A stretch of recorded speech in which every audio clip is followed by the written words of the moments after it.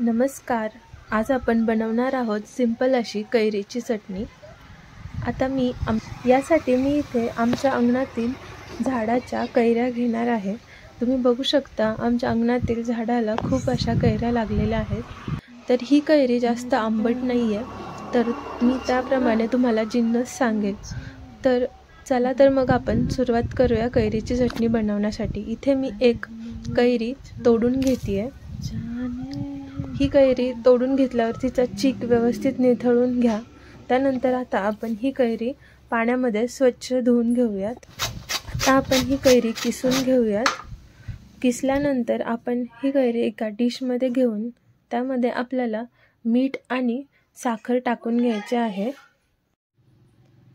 मीठ आणि साखर टाकल्यावरती कैरीला छान असे पाणी सुटते आणि हे पाणी सुटल्यामुळेच ह्यातील आंबटपणा कमी होतो.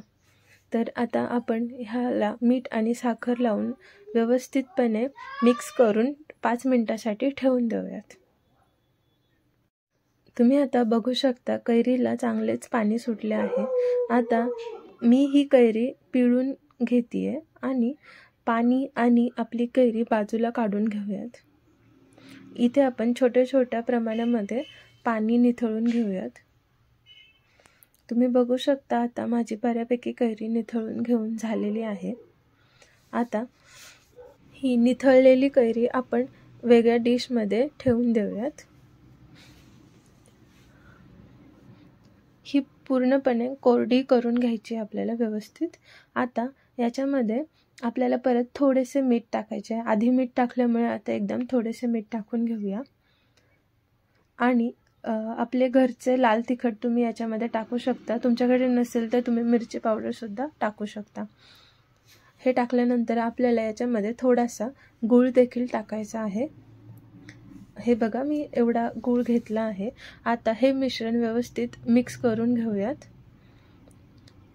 आता याला आपल्याला एक तडका द्यायचा आहे. तडक्यासाठी मी इथे तेलामध्ये थोडीशी जिरी, मोहरी आणि कढीपत्ता टाकून घेतला.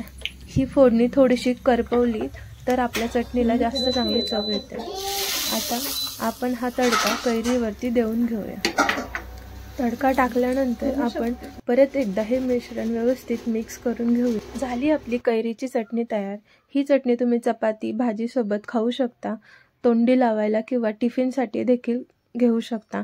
ही 2 ते 3 दिवस आरामात टिकते. फ्रीज शिवाय देखील व्यवस्थित राहते. तुम्हाला ही रेसिपी आवडल्यास माझ्या चॅनलला नक्की सबस्क्राईब करा. थँक्यू.